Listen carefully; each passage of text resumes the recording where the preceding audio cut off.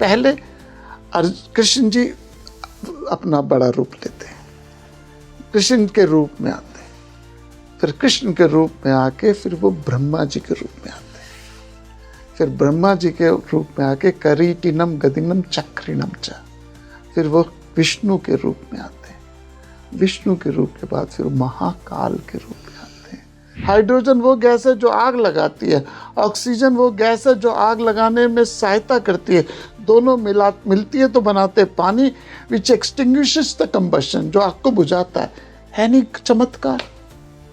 वो भी ऐसे कुकृत्य करते हैं, इनके अंदर भी तो आत्मा रूपी परमात्मा ही बैठा हुआ है।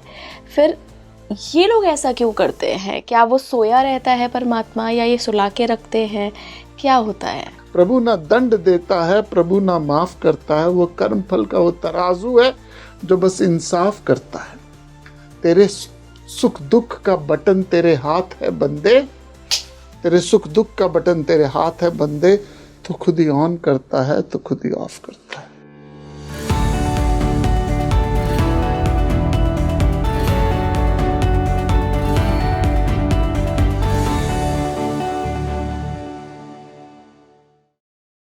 नमस्कार भारत, आप देख रहे हैं स्पीकिंग ट्री। मैं हूं आपके साथ इला गोस्वामी। आज की पॉडकास्ट में हमने भगवत गीता में श्री कृष्ण ने जो अपने विभूति के रहस्यों को बताया है उस पर बात की है। अर्जुन ने बहुत सारी क्यूरियोसिटी के साथ पूछा, माधव आपकी ये विभूतियाँ कौन सी हैं, इनके रहस्य क्या है? फिर श्री कृष्ण ने अर्जुन को अपनी 72 विभूतियों के बारे में बताया, उनके रहस्यों के बारे में बताया है। आपको हैरानी होगी कि जिस हिमालय पर्वत श्रृंखला की हम बात करते हैं, मैंने बहुत सारे पॉडकास्ट उसके रहस्यों पर शूट किए हैं, वो भी श्री कृष्ण की एक विभूति ही है। इसीलिए संपूर्ण विश्व में हिमालय पर्वत श्रृंखला इतनी खास, इतनी मिस्टिकल, इतनी रहस्यों से भरी हुई मानी जाती है। तो हिमालय में क्या रहस्य छुपा है, हमने इसके बारे में भी बात किया है। साथ ही हमने श्री कृष्ण के विराट स्वरूप को भी डिस्कस किया है कि जब अर्जुन ने श्री कृष्ण का वो स्वरूप देखा तो उनके क्या हाल हो गए थे, वो डर क्यों गए थे, और उसके बाद क्या क्या हुआ उस श्रृंखला में। पूरा पॉडकास्ट देखिएगा। गुरुजी ने बहुत सारे अपने भी पर्सनल अनुभव शेयर किए हैं, जिन्हें सुनकर आपको कहीं ना कहीं एक ज्ञान मिलेगा और एक अवेकनिंग की अनुभूति भी होगी। क्योंकि जब भी हम किसी ज्ञानी पर्सन के अनुभव सुनते हैं तो कहीं ना कहीं हमें भी वो चेतना जागृत होती है कि हम अध्यात्म की तरफ बढ़े, श्री कृष्ण की तरफ बढ़े, भगवत गीता की तरफ बढ़े। मैं बहुत बहुत स्वागत करना चाहूँगी एक बार फिर से हमारे खास मेहमान का, जिनका नाम है शिवेंद्र नागर गुरुजी। मशहूर आध्यात्मिक गुरु हैं, आप पहले भी उनसे मिल चुके हैं और आपने बहुत पसंद किया है उनके पहले के पॉडकास्ट को। गुरुजी बहुत बहुत स्वागत है आपका स्पीकिंग ट्री पर। Hariom. Hariom. It's honour to be back here. बिल्कुल गुरुजी, हमें भी बहुत अच्छा लगता है जब भी आप आते हैं। वो कहते हैं खूब गुजरेगी जब मिल बैठेंगे दीवाने, तो आप भी मिल लेंगे, खूब गुजरेगी जब मिल बैठेंगे दीवाने दो। गुरुजी, आज विभूति योग पर बात करते हैं और श्री कृष्ण के उस विश्व स्वरूप पर बात करते हैं।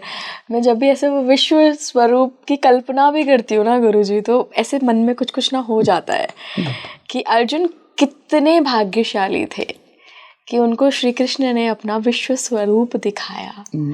उस पर हम बात करेंगे, लेकिन सबसे पहले मैं विभूतियों पे बात करना चाहूँगी। अर्जुन ने श्री कृष्ण से पूछा 10वें अध्याय में कि अपनी विभूतियों के बारे में बताइए, रहस्यों के बारे में बताइए। तो ये विभूति क्या है और इनके रहस्य क्या है गुरुजी? ओके, नाउ 8वें अध्याय में भगवान जी ने अक्षर ब्रह्म परम बताया कि मैं अक्षर हूँ, परम हूँ, ब्रह्म हूँ। 9वें अध्याय में उन्होंने राजगुह्यम श्रेष्ठम ज्ञान दिया। तो अर्जुन को ये लग गया कि ये आम आदमी नहीं है, क्योंकि अर्जुन और कृष्ण का जो संबंध है ना, वो गुरु शिष्य का नहीं था, वो दोस्त का था, वो एक सखा का था। तो अर्जुन को लगा कि ये नॉर्मल नहीं है, तो मैं जानना चाहता हूं कि अपनी विभूतियों के बारे में बताइए। विभूति मीन्स ग्लोरीज, विभूति मीन्स मैनिफेस्टेशन। आपकी भी बहुत विभूति हैं, किसी के लिए आप बेटी हो, किसी के लिए माँ हो, किसी के लिए बहन हो। विभूति ग्लोरीज हैं कहीं है, और वो विभूतियां जो हैं चेंज होती रहती हैं, बदलती रहती हैं। तो अर्जुन ने जब भगवान से पूछा कि आपकी विभूतियां क्या है, भगवान सर्वव्यापी हैं। ये स्वामी शहंशाह राम मेरे परम गुरु की वाणी है। उन्होंने कहा था, when you see the GOD in all DOG, you are spiritual. When you see the GOD in all DOG, you are spiritual. लेकिन हम देखते नहीं। हम जब कोई भव्य चीज देखते हैं तो माय गॉड, चाहे वो नेगेटिव हो चाहे पॉजिटिव, डिविनिटी का फील आता है। नहीं, डिविनिटी भी हो या नेगेटिव भी हो। अच्छा, नेगेटिव। हाँ, तभी I am coming to that. विभूतियों में भगवान जी ने नेगेटिव विभूति भी दी है। जो भी चीज एक्सट्रीम हो, आपके मुंह से एकदम oh my God, oh my God. 9/11 में जब एरोप्लेन हिट करे न्यूयॉर्क के अंदर, तो भी लोगों के ओ माय गॉड। अब बद्री केदार जाओ, केदारनाथ जाओ, गंगा जी देखो, तो भी मुख से निकलता ओ प्रभु, हे मेरे प्रभु। तो जब आप कोई चीज बहुत ही मैग्निफिसेंट देखते हो, तो मुख से यक ब यक प्रभु का नाम आता है, चाहे वो नेगेटिव हो चाहे पॉजिटिव। प्रभु की विभूतियां सब जगह है। प्रभु इस जल में भी है। ये जल क्या है? इनक्रेडिबल विभूति है प्रभु की। जल का फॉर्मूला क्या है? H2O, hydrogen plus oxygen. Hydrogen is a combustible gas, oxygen is a supporter of combustion. Hydrogen वो गैस है जो आग लगाती है, ऑक्सीजन वो गैस है जो आग लगाने में सहायता करती है। दोनों मिलती है तो बनाते पानी, विच एक्सटिंग्विशेस द कंबस्शन, जो आग को बुझाता है नहीं चमत्कार? एक birth of A life is a चमत्कार। एक छोटी सी बूंद से हम इतने बड़े व्यक्ति बन जाते। विभूतियां कितनी है प्रभु की। लोग कहते हैं चमत्कार, चमत्कार, हर जगह चमत्कार है। तो भगवान जी ने जो उस समय की best and the best of the best था, उसमें कहा मैं हूं, इसमें मैं हूं, इसमें मैं हूं, इसमें मैं हूं। भगवान बेस्ट में भी है, वर्स्ट में भी है। भगवान श्रेष्ठतम में भी है, क्योंकि जो सर्वव्यापी है वो कहाँ होगा? वो सब जगह होगा। तो भगवान यदि पूजनीय चीजों में है, तो अपूजनीय चीजों का आधार भी प्रभु है। प्रभु सर्वव्यापी है, तो उसका कहीं नहीं। जैसे जागृत का मन स्वप्न में सब जगह है, ऐसी कोई जगह नहीं है जहां स्वप्न में नहीं है। फिल्म का डायरेक्टर मूवी में कहाँ है? सर्वव्यापी है। तो प्रभु संसार में सर्वव्यापी। लेकिन आपको थॉट प्रभु का कब आता है? घट घट मेरा साइया, सूना घट नहीं कोय। घट घट मेरा साइया, सूना घट नहीं कोय। बलिहारी उस घाट की, जाघट परघट होए। तो भगवान जी की विभूतियां सब जगह है। एक सिंपल एग्जांपल, दुनिया में लाखों करोड़ों नदियां, हजारों नदियां होंगी। आप थेम्स में चले जाओ, सेन रिवर में चले जाओ, आप कभी ऐसा नहीं होगा कि आप लंदन जाओ तो थेम्स में जाके उसका झटका लो, उसका थोड़ा पानी लो। लेकिन जब गंगा जी में जाते हो तो लगता है बस साक्षात डुबकी लगा लो। तो प्रभु तो थेम्स में भी है, प्रभु तो सेन अमेज़न में भी है, प्रभु तो मिसिसिपी में भी है, प्रभु तो नाइल में भी है। लेकिन आपको परमात्मा का थॉट कहाँ आता है? गंगा में, गंगा जी में। घट घट मेरा साइया, सूना घट ना कोई। बलिहारी उस घाट की, जाघट परघट होए। तो हम ये विभूतियों से प्रभु को ध्यान करते हैं। अर्जुन ने इनको रहस्यमयी क्यों समझा? उनको क्यों लगा कि इसके पीछे कोई रहस्य है श्री कृष्ण का, उनकी विभूतियों के पीछे? गीता जी में रहस्य उसको कहा जो बहुत करीब और पता ना हो। गुह्यतम रहस्य बोला। राज गुह्यम, राज विद्या, राज गुह्यम का है हाईएस्ट सीक्रेट। क्या है जी गुह्यतम? क्या है? सपोज ब्यूनस आयरस अर्जेंटीना में किसी के घर के नीचे से सोना मिलता है, आपको कितना एक्साइटमेंट होगी? बहुत ज्यादा। कुछ नहीं होगी।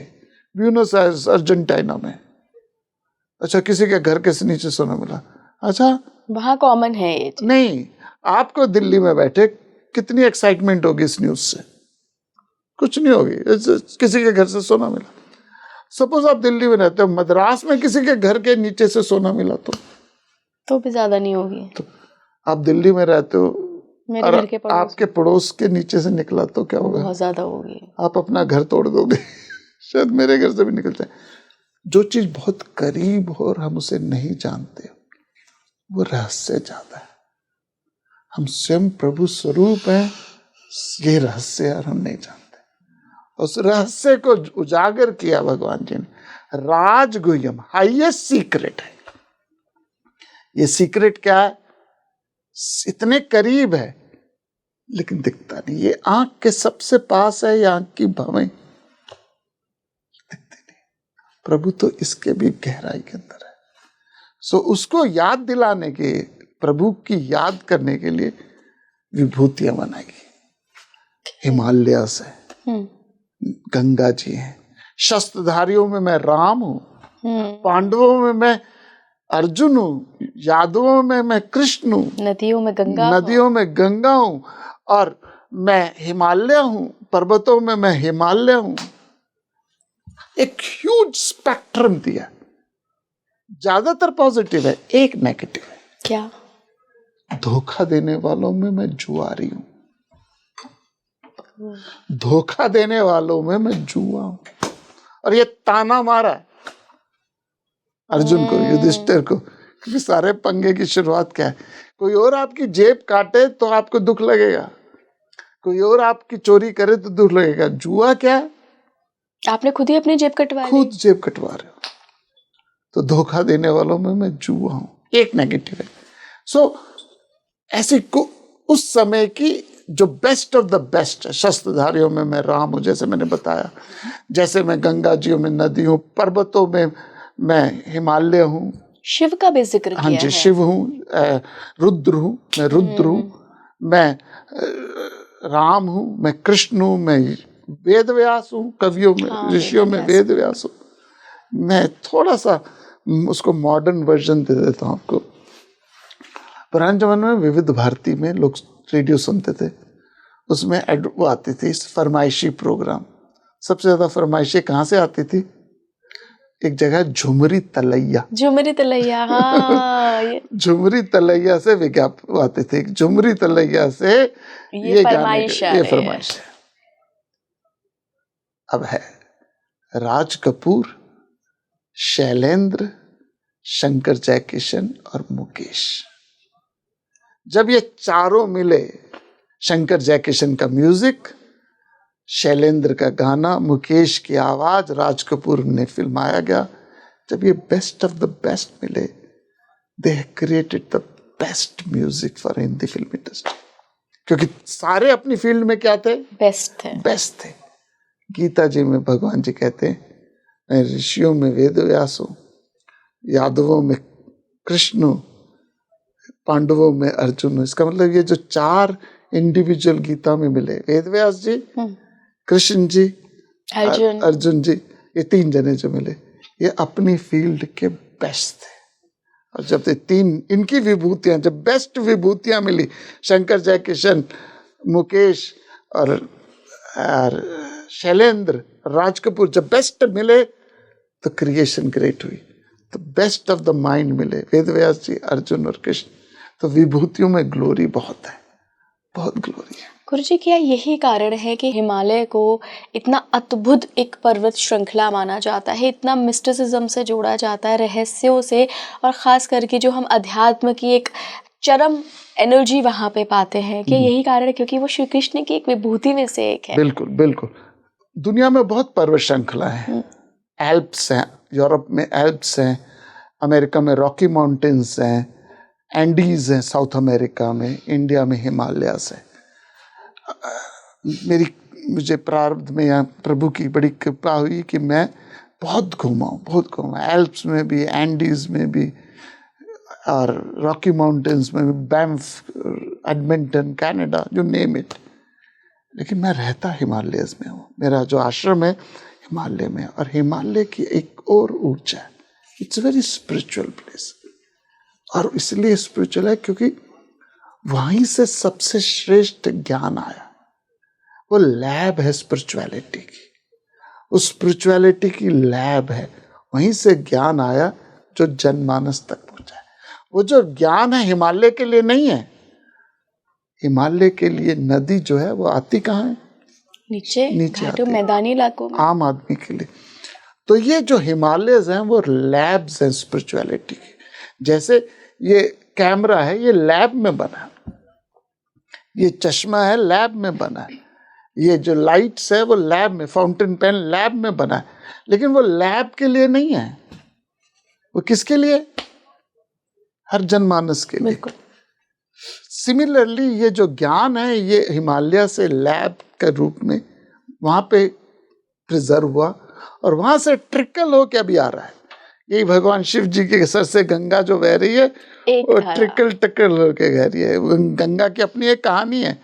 वो भगीरथी की जो प्रयासम है, भगीरथी तपस्या जो है, गंगा आकाश में थी, आकाश गंगा थी, भगीरथी ने तपस्या करके उसको पृथ्वी में लाया। लंबी स्टोरी है, इसे कहते हैं भगीरथम प्रयत्न। तो शिव जी को बोला गया कि आप उनको जटाओं में समाइए। शिव जी ने जटाओं में ली वो गंगा और गायब हो गए। फिर भगीरथ ने तपस्या करी, शिव जी महाराज वो 2 गंगा, कहते अच्छा देनी भी थी मुझे। तो वो अभी भी आ रही है ट्रिकल करके, क्योंकि ज्ञान हिमालय से ही आता है और वही हमें पवित्र करता है। तो गंगा मैं हूँ। विभूतियों में एक विभूति है, भगवान जी ने कहा कि मैं अहम, सबसे पहली विभूति जो दी है 10वें अध्याय की 20वीं श्लोक, अहम आत्मा गुढ़ाकेशा सर्वभूतश्चय। सबसे बड़ी विभूति है आपके अंदर जो आत्मा, वो मैं हूं। मैं आदि भी हूं, मध्य में भी हूं, अंत में। रहीदास जी ने उसको अलग तरीके से कहा है, प्रभु जी हम मोती तुम धागा। प्रभु जी हम मोती तुम धागा। अलग अलग मोती हैं, लाल मोती, नीला मोती, पीला मोती, सब, लेकिन धागा सब में एक ही है। एक है। तो सब मनुष्यों में एक ही आत्मा। अहम आत्मा गुढ़ाकेशा सर्वभूतश्चय स्थिता। सब भूतों में मैं ही हूं। सबसे बड़ी विभूति है।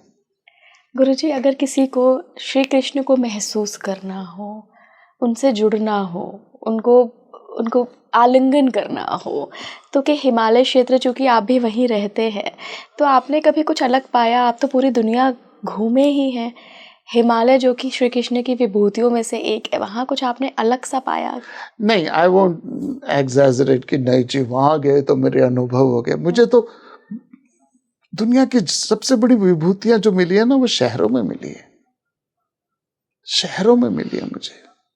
जो मेरी अवेकनिंग हुई है ना मुझे लाइफ में, वो तो मेरी शहरों में हुई है।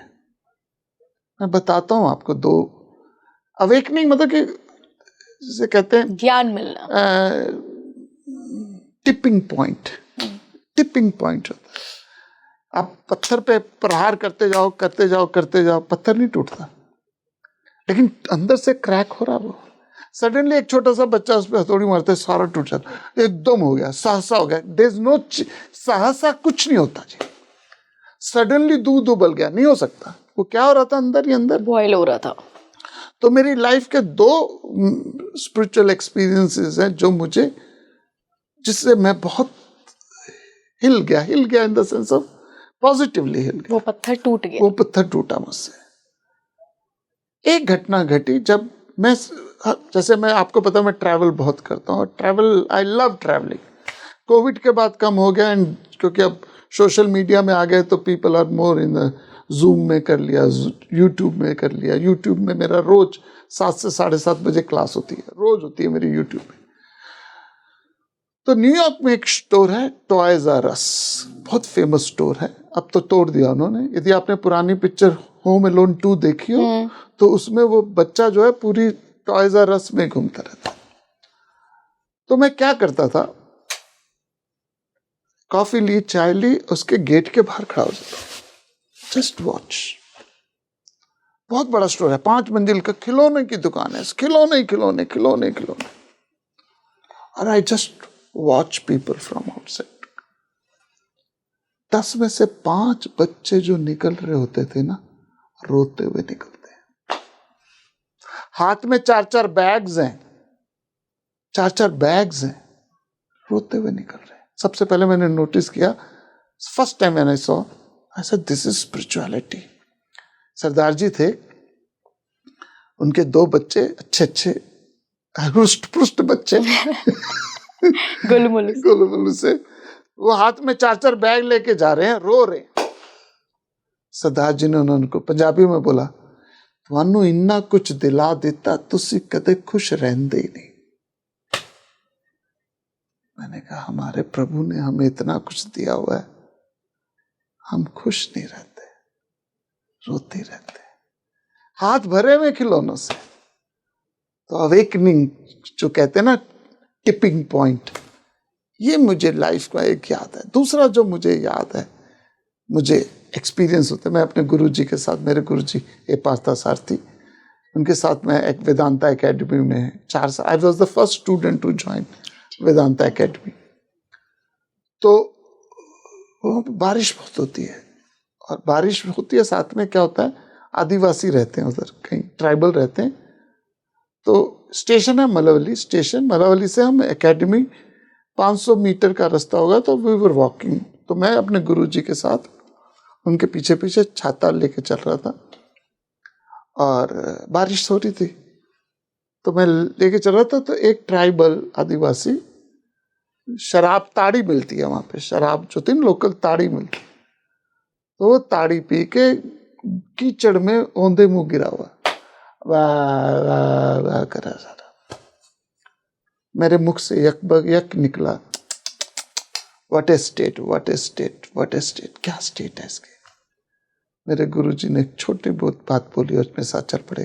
कहने लगे, ब्रह्म ज्ञानी व्यक्ति भी हमें ऐसे ही देखता है जैसे हम इसको देखते हैं। ब्रह्म ज्ञानी व्यक्ति भी, what a mess we have made. वो खुश है कीचड़ में, वो कीचड़ में खुश है, उसको कोई प्रॉब्लम नहीं है। प्रॉब्लम हमें है, ये क्या स्टेट है। ब्रह्मज्ञानी हमें कैसे देखता होगा, यार तू इतना सुख दिया, तुझे इतना आराम दिया, इतना आनंद स्वरूप तुझे दिया, इतना सब कुछ दिया, हाथ भरे हुए खिलौनों से, फिर भी रो रहे, फिर भी ऐसे पड़े हुए। सो हिमालय में तो मिले हैं मुझे, लेकिन मैं ये नहीं कहूंगा हिमालयस में ही मिल सकते। Any fool can find shanti in shanti, but wise is one who can find shanti in ashanti.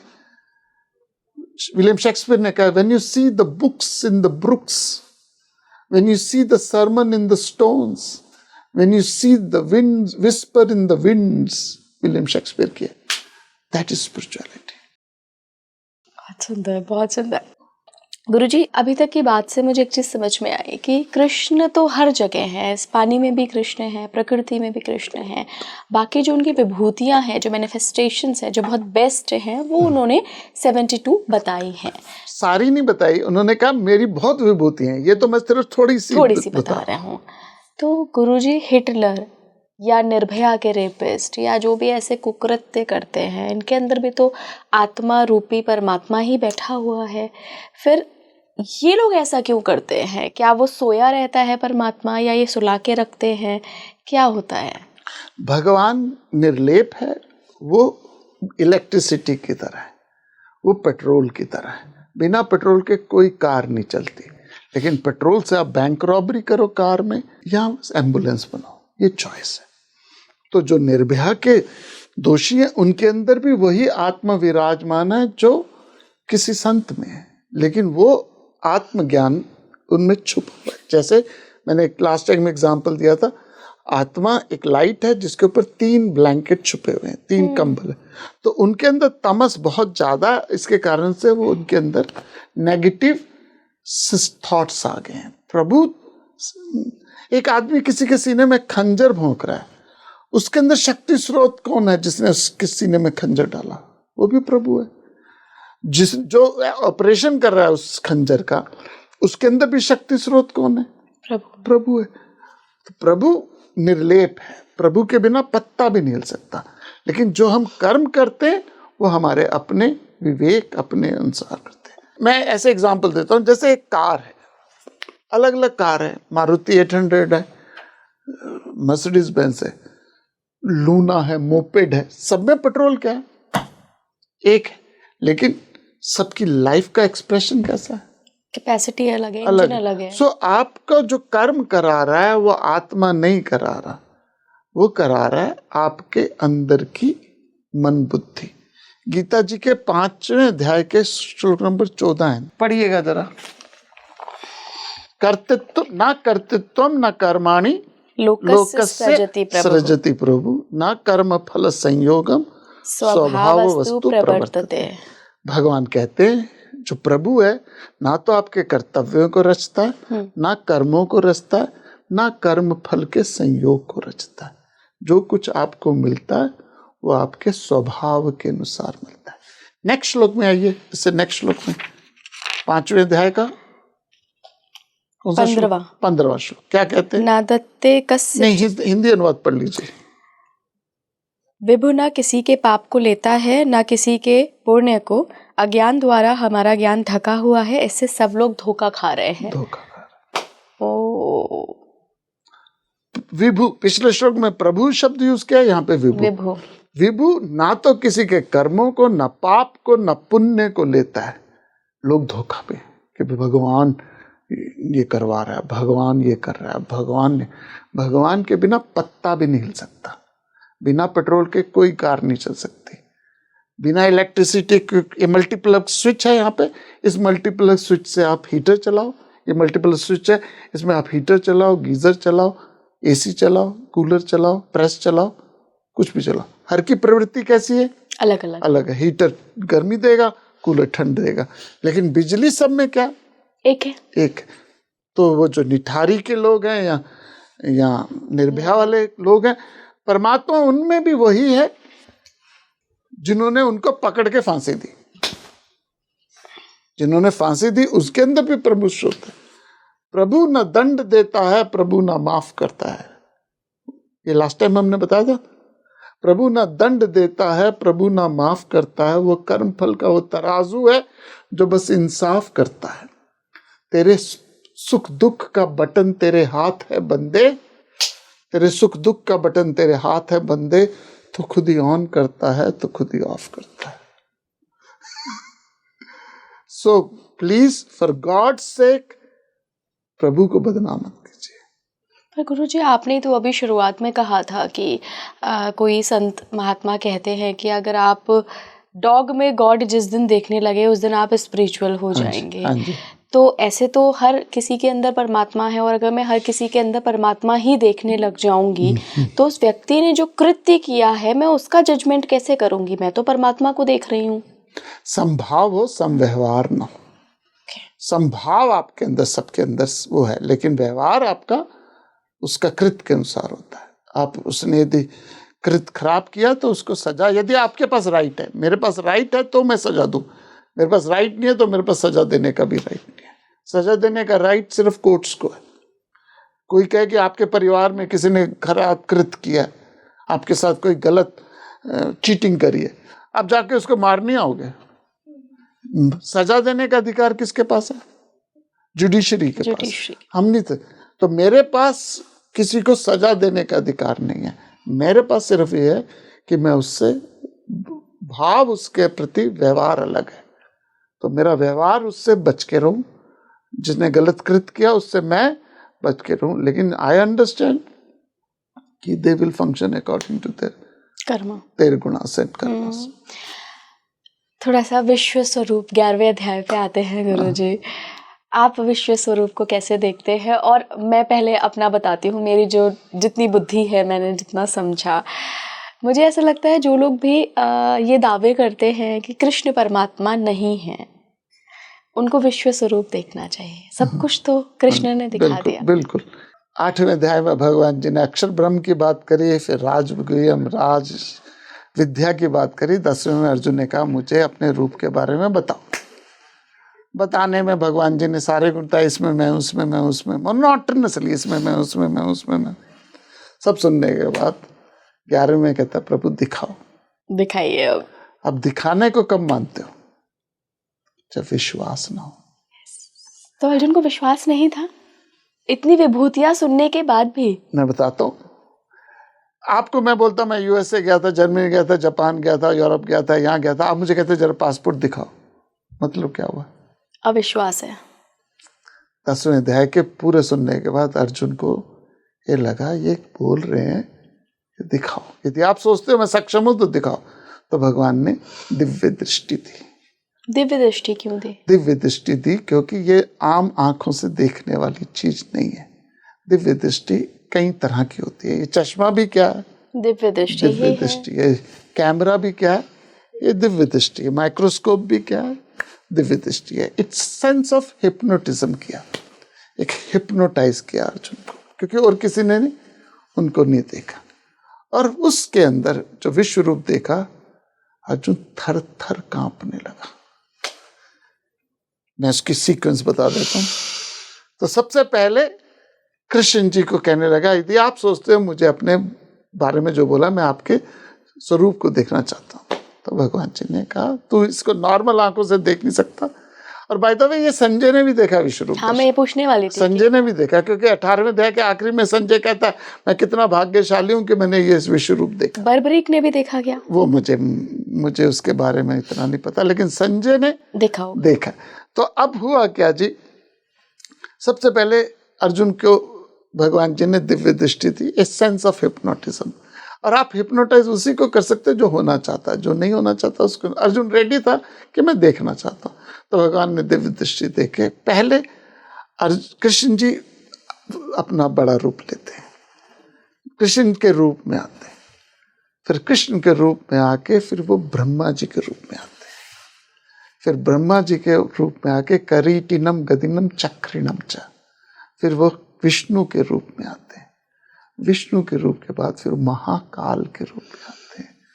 भगवान महाकाल, मुंह बड़ा करते हैं भगवान महाकाल, और उसके मुंह के अंदर लोग घुसे जा रहे हैं, घुसे जा रहे हैं, घुसे जा रहे हैं। हम सब लोग काल के मुख में घुसे जा रहे हैं। कुछ लोग काल के मुख में सीधे चले गए, कुछ दांतों में अटके हुए हैं। कुछ लोग 40-40 साल काल के दांतों में अटके हुए हैं। अभी एक नर्स बॉम्बे के हॉस्पिटल में 40 साल हॉस्पिटल में, तो कुछ काल के रूप में। तो भगवान जी ने पहले कृष्ण का रूप दिया, फिर उस कृष्ण जी को ब्रह्मा जी के रूप में आए, फिर विष्णु के रूप में आए, फिर महाकाल के रूप में। और जब महाकाल के रूप में आए तो कांपने लगा, मुझे माफ कर दो, मुझे माफ कर दो, मैं पहचान नहीं पाया आपको। मैंने जो आपके साथ क्रीड़ा करी, आपको सखा का, आपको गोविंद का, आपको कृष्ण का, प्रभु मुझे माफ कर दो। हमने एक ही थाली में खाना खाया, एक ही बिस्तरे पे सोए, प्रभु मुझे माफ कर दो, मैं पहचान नहीं पाया आप कौन थे। श्लोक है 11वें अध्याय में, मुझे माफ कर दो। नहीं झेल पाया, नहीं झेल पाया, क्योंकि change is always gradual, sudden change. यही फर्क है प्रहलाद में और अर्जुन में। बहुत सुंदर कंपैरिजन है। बिल्कुल।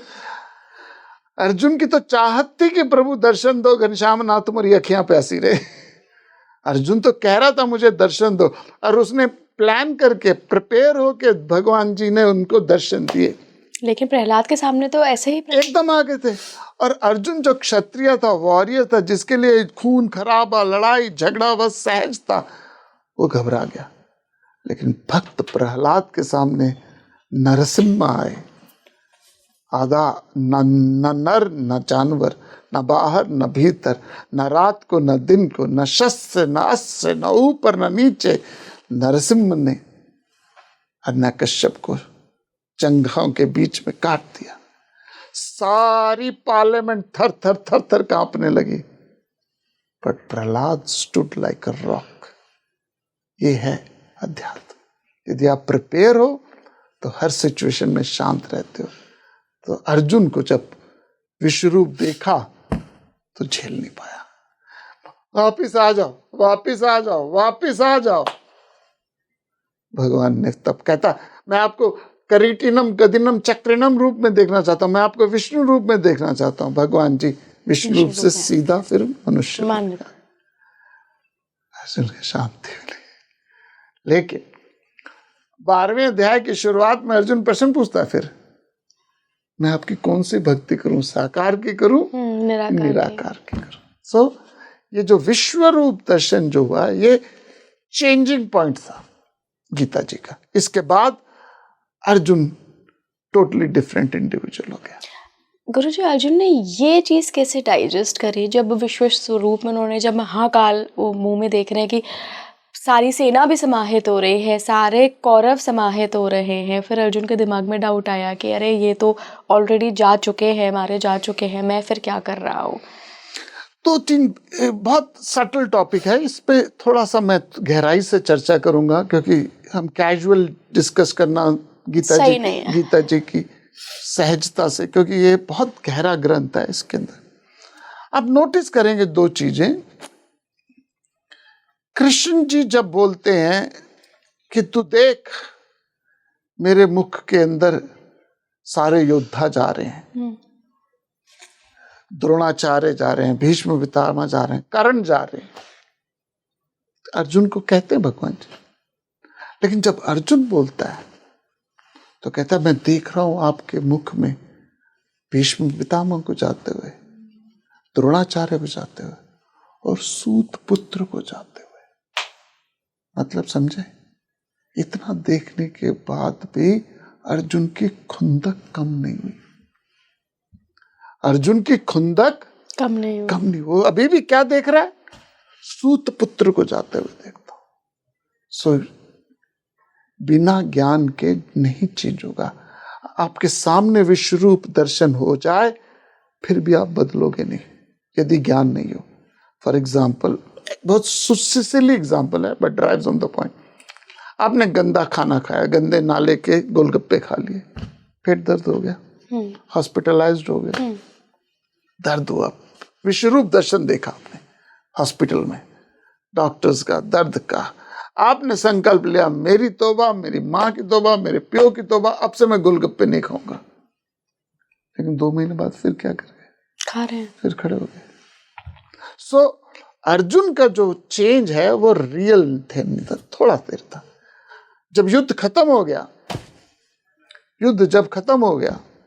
युद्ध के बीच में भी हुआ, युद्ध के बीच में अर्जुन डोलने लगा, घबराने लगा, तो भगवान जी ने अपना सुदर्शन चक्र उठा लिया। कहते तू मेरी बात नहीं मानता तो मैं भी अपनी बात, क्योंकि उनका संकल्प था मैं हथियार नहीं उठाऊंगा। तो फिर भगवान के चरणों पे पड़ गया अर्जुन, हे प्रभु माफ कर दो, माफ कर दो। एंड जब युद्ध खत्म हो गया, युधिष्ठिर बन गया राजा, सब सेट हो गए, अर्जुन आया भगवान केशव के पास, हे केशव, लड़ाई से पहले बड़ी अच्छी अच्छी बातें बताई थी, can you repeat those things again? भगवान जी ने कहा, वाणी से निकले शब्द और तीर से निकले, कमान से निकले तीर दोबारा नहीं दिया गया। फिर अर्जुन को ज्ञान नहीं दिया उन्होंने, क्यों? वो सिचुएशनल था। तो अर्जुन जो है हम और आप है, हम और आप इतना ज्ञान लेते हैं।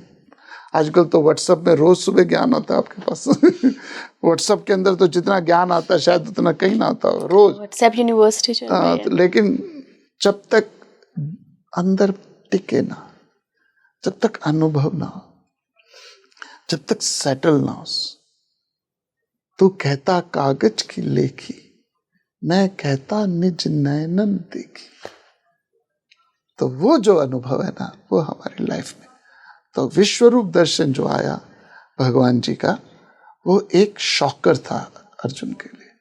अर्जुन हिल गया, और वो एक मंशा भी थी ताकि युद्ध में अब लड़े, क्योंकि बहुत लंबा चल गई थी डिस्कशन। तो उस डिस्कशन को कहाँ तोड़ा जाए?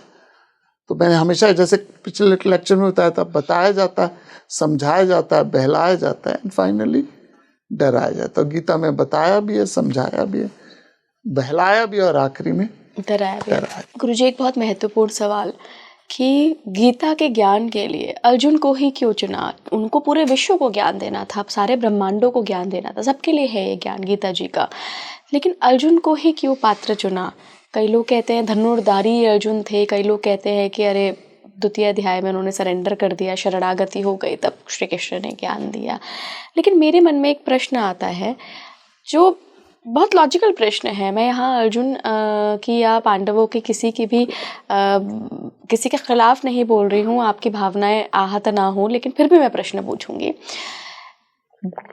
पति के रूप में इतने बड़े धनुर्धारी अर्जुन ने खुद जुआ खेला अपने भाई के कहने पे और अपनी बीवी को दाव पे लगा दिया और उसका चीर हरण होते हुए वो तो श्री कृष्ण आ गए ना, माधव को बुला लिया, लेकिन नहीं आते फिर तुम क्या देखते रहते। ऐसा व्यक्ति जो अपने बीवी की इज्जत बचाने के लिए उठा नहीं, धर्म का नाम ले गया कि मेरे बड़े भाई ने जुए में हार दिया है बीवी को, तो अब मैं तो बैठा रहूंगा जी, उसको कृष्ण ने चुन लिया इतने बड़े ज्ञान के लिए। ओके, 2-3 पॉइंट्स हैं। पहला पॉइंट है कि भगवान श्री कृष्ण जी अर्जुन को चूज क्यों किया। महाभारत में ज्ञान के 4 पोर्शंस हैं, 4 पोर्शन है। एक है विदुर नीति, एक है यक्ष प्रश्न, एक है भीष्म नीति और एक है भगवत गीता। अर्जुन 3 तरह के लोग होते हैं, एक होते हैं तामसिक, राजसिक और सात्विक। जो भीष्म नीति थी उसमें भीष्म सत्व था और प्रिडोमिनेंटली रजस भी था, तमस भी था। और यक्ष प्रश्न में भी यक्ष और भीष्म के बीच में संवाद है। और विदुर नीति में धृतराष्ट्र था जो तामसिक था। तो अर्जुन जो है वो राजसिक व्यक्ति का सिंबल करता है, जो आम आदमी एक नॉर्मल पुरुष होता है। अब रही बात की श्रेष्ठ नहीं थे, 5 भाइयों में कमी थी, हर अग्नि में धुआं होता है, लेकिन दे वर बेटर देन दुर्योधन, कौरवों से बेटर थे। तो जो भी आपके पास अवेलेबल सिचुएशन हो आपको वही यूज करना।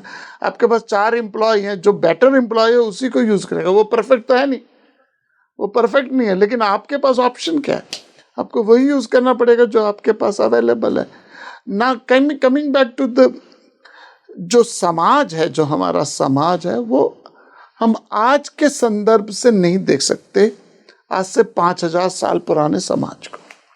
जैसे आज से 100 साल पहले समुद्र पार करना पाप मानते थे, विदुर पाप मानते। जब गांधी जी आए थे तो उनको गंगा जी में नहलाया था। आज से 50 साल पहले, 100 साल पहले लड़की का नौकरी करना बुरा मानते थे। तो समाज में 2 चीज होती है, एक तो होता है धर्म, एक होता है मत। धर्म सनातन है, वो कभी चेंज नहीं होता। यदि आप सेल्फिश हो तो आप दुखी होंगे, ये धर्म है। यदि आप स्वार्थी हो तो दुखी होंगे, धर्म है।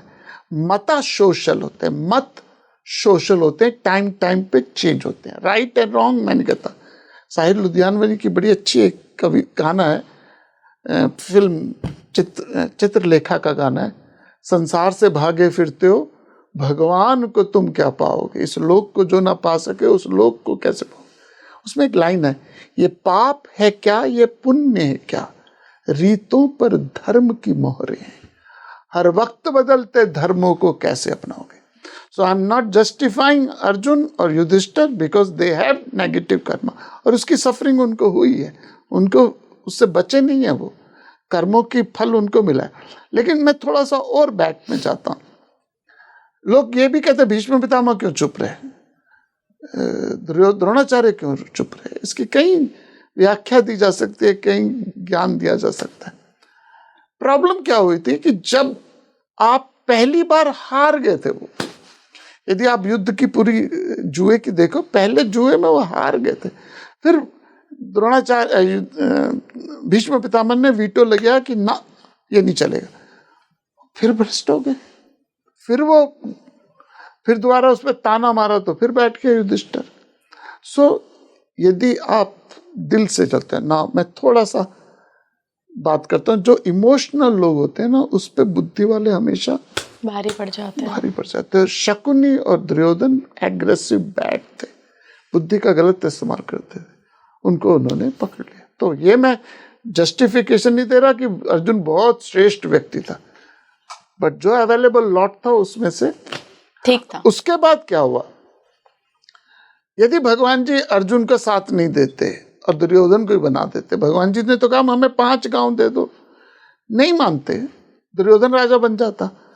तो यदि वो ऐसे प्रिंस सरी महफिल में अपनी भाभी के साथ इतना बुरा बर्ताव कर सकता, यदि राजा बनता तो फिर सारे स्त्रियों के साथ करता। तो उसके बाद जब युद्ध के बाद युधिष्ठिर राजा बना, इस देश में कई सालों तक, कम से कम नहीं तो 2000 साल तक का सत्युग रहा। मतलब कि धर्म लास्ट हिंदू जो एम्परर आए वो हर्षवर्धन है। मतलब कि I am not going through the history. So कहने का मेरा मतलब ये है कि ऑफ कोर्स पांडवों में बहुत अवगुण थे, भगवान जी कहते तुम हर छोटी बात में तो वो लेके बैठ जाते हो, संकल्प कर लेते हो, शपथ ले लेते हो, बट क्या करें, दैट्स अवेलेबिलिटी भी है। अब हमारे पास स्टूडेंट ही ऐसा होगा तो मैं उसको श्रेष्ठ तो नहीं बना सकता, तो जो बेस्ट मैं दे सकता हूँ वही दिया मैं। गुरुजी, अगर इसको हम कलयुग से कंपेयर करें तो कलयुग में सबसे ज़्यादा प्रवृत्तियों में चेंजेस आए हैं, इसीलिए शायद ये भी कहा जाता है कलयुग केवल नाम आधारा, कि सिमर नर उतरे पार। हाँ, कि केवल नाम ही ले लो तो आपका कल्याण हो जाएगा। क्या यही कारण है कि बदल गई हैं प्रवृत्तियां, बहुत तामसिक प्रवृत्तियां हो गई हैं? कलयुग, क्योंकि भगवान के पास भी चॉइस नहीं है, सारे ही ऐसे हो गए हैं। ऐसा नहीं। मेरी 2-3 ओपिनियन है इसमें, कंट्रोवर्शियल भी ओपिनियन है। मैं नहीं मानता कि इस दुनिया में कलयुग आया हुआ है। कलयुग हर समय में होता है, सतयुग हर समय में होता है, द्वापर त्रेता हर समय होता है। सुबह सुबह सतयुग होता है, दिन में रजस जब आता है तो त्रेता द्वापर आता है, रात को कलयुग होता है। इसलिए जितने भी अल्कोहल, पार्टी, गाना, ये सब रात को होता है, तमस होता है। तो तमस जब ज्यादा हो तो कलयुग है, सत्वा ज्यादा हो तो सतयुग है। हमारे जीवन में पहले 18 साल हम सतयुग में होते हैं, हम ब्राह्मण होते हैं। हमारा मेन काम क्या होता है? पढ़ना पढ़ाना। धीरे धीरे रजस आता है, आखिर में तमस आता है। सो ये नहीं है कि अभी कलयुग चल रहा है, पहले था। पहले सतयुग में, त्रेता में जब, या द्वापर में आते थे लोग, उठा के राक्षस उठा के ले जाते थे। आज आप एक लड़की को भी हाथ कर दो तो हैतोबा मच जाती है पूरी दुनिया में। आई एम नॉट जस्टिफाइंग इट। तो ये कह देना नहीं आज माहौल बड़ा खराब है, दुनिया बड़ी खराब हो चुकी है, आई डोंट बाय इट। खराब लोग तब भी थे, आज भी हैं। अच्छे लोग तब भी थे, आज भी हैं।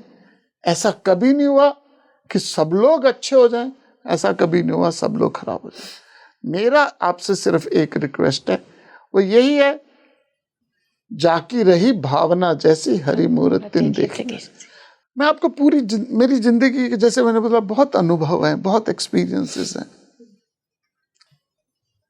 सो बहुत बात है 92 की बात है। मैं वेदांता भी पढ़ के निकला था, तो मुझे मेरे प्रारब्ध में था, या मुझे बुलावा आया कि लेक्चर देने का इंग्लैंड में। तो मैं लंदन गया लेक्चर देने, क्योंकि मैं पहले स्विट्जरलैंड में रहा था, तो मैंने सोचा स्विट्जरलैंड भी मेरा कुछ काम है वो होता हूँ। तो मैंने लंदन से फ्लाइट ली पेरिस की। इमेजिन कीजिए, 92 की बात है। उस समय मोबाइल और ये सिस्टम नहीं आए थे। तो मेरा मन में आ गया कि TGV ट्रेन है, एसेंस, जो वहाँ की फास्टेस्ट ट्रेन है पेरिस से जिनेवा जाने की, जिसे लोकल लैंग्वेज जिनेव बोलते हैं, जिनेवा जाने की थी। तो I took a flight from London Heathrow to Charles de Gaulle airport, जो फ्रांस का, पेरिस का फेमस एयरपोर्ट है। अब उस समहाउ फ्लाइट थोड़ी सी डिले हो गई और मैं थोड़ा लेट पहुंचा। करीबन 12 बजे रात को मैं पहुंचा पेरिस में, फ्रांस में। और पेरिस में ट्रेन चलती है, जो मेट्रो चलती है वो सेंट्रल, पेरिस के सेंटर, जैसे यहाँ मेट्रो एयरपोर्ट से चलती है। तो मुझे यूथ हॉस्टल में रहना था। यूथ हॉस्टल में मुझे रहना था और मेरी बुकिंग थी। उस समय बुकिंग भी चिट्ठियों पे होती थी, फोन पे नहीं, मोबाइल तो थे नहीं, इंटरनेट तो था नहीं। तो मॉन्ट्रियल स्टेशन पे उतरना था मुझे पेरिस के। तो मॉन्ट्रियल स्टेशन में रात के 12:30 बजे मेरे हाथ में 2 बैग, और मैं पेरिस स्टेशन पे उतरा। एक रात के 11:45, 12:30 का टाइम, मैं एक एली क्रॉस करी, थोड़ी सी बारिश होने लगी, 2 बूंदाबांदी। और मैं लोगों से पूछूं, या पार्ले आंग्ले, you speak English, do you speak English? और उस समय इंग्लिश आती नहीं थी, बहुत कम लोग बोलते थे। एंड जैसे एक गली क्रॉस करी मैंने, I saw it was a red light area, prostitution का एरिया, वेश्यावृत्ति का। पेरिस 1:45 बजे का टाइम, रेड लाइट एरिया, और मैं ढूंढूं मेरा हॉस्टल का एड्रेस। लोगों से पूछूं, या पार्ले आंग्ले, स्पीक इंग्लिश, किसी को आती? ऐसे में मैंने एक टर्किश बार देखी सामने, एंड मुझे पता था टर्किश लोगों को थोड़ी सी इंग्लिश आती है, तो मैं उनके पास टर्किश बार। नाउ इमेजिन, पेरिस 1:45 बजे, रेड लाइट एरिया, टर्किश बार, और उस टर्किश बार में एक आदमी जो एक पर्टिकुलर रिलीजन से था। तो मैंने उससे पूछा, डू यू स्पीक इंग्लिश? कहता हाँ। तो उसने कहा, मैंने कहा मुझे ये एड्रेस पे जाना है, आप बताओ कहाँ जाना है। तो उसने कहा आप गलत स्टेशन पे उतर गए, आपको नेक्स्ट स्टेशन पे उतरना था, पहले उतर गए। तो उसने वहीं से हॉस्टल फ़ोन किया जहाँ मैंने ठहरना था, हॉस्टल में फ़ोन किया। तो कहते हम तो 12 बजे बंद हो जाते और मुझे एक रात रहना था। अब क्या करूं, रेड लाइट, बारिश हो रही है, पेरिस एंड बार जो होती है अल्कोहल बार। तो मुझसे कहता you are from which country, कौन से कंट्री से हो? मैंने कहा इंडिया से। कहते क्या करते हो? मैंने कहा मैं टीचर हूँ। क्या पढ़ाते हो? पीछे पड़ गया मेरे। क्या कर पढ़ाते हो? मैंने कहा मैं भगवत गीता टीचर हूँ। तो यू टीच भगवत गीता? मुझे बहुत इंटरेस्ट है भगवत गीता के बारे में जानने में। पेरिस, रेड लाइट एरिया, बारिश हो रही है, टर्किश बंदा, टर्किश बंदा, और हम 3 बजे तक we were discussing Bhagavad Gita. He said I have apartment if you want to stay. I stayed one night, अगले दिन ट्रेन ली, चली गई। तो यदि आपकी स्वभाव में अध्यात्म है तो रेड लाइट, पेरिस, बार, टर्किश आदमी के साथ भी आप गीता पढ़ते हो। और मैं ऐसे लोगों को जानता हूं जो ऋषि के जाते गंगा जी में पांव के अंदर धागा बांधते हैं और उस धागे के दूसरी तरफ ठंडा गंगा जी में बियर को चिल कर रहे होते हैं। Sorry but that is the fact. So असुर तब भी थे, सर आज भी है, आज भी है। देवता तब भी थे, आज भी है। सॉरी मैं लंबा खींच लिया विषय को। गुरुजी आप क्यों सॉरी बोल रहे हैं? मुझे समय का पता ही नहीं लगता है जब भी मैं आपसे बात करती हूँ। और देखिए ना, हमने बात कहाँ से शुरू करी थी और ईश्वर ने जो चीज़ें भी, हम तो सिर्फ निमित्त मात्र हैं, पहुँचानी थी वो पहुँचा दी लोगों तक। बहुत बहुत धन्यवाद गुरुजी जुड़ने के लिए। हरिओम। मुझे बताते हुए जाइएगा कि क्या सीख ली आपने इस पॉडकास्ट से, भगवान श्री कृष्ण के विश्व स्वरूप से, अर्जुन की जिज्ञासाओं से, साथ ही साथ भगवान की जो विभूति के रहस्य हैं उनसे। जुड़े रहिए स्पीकिंग ट्री के साथ। नमस्कार।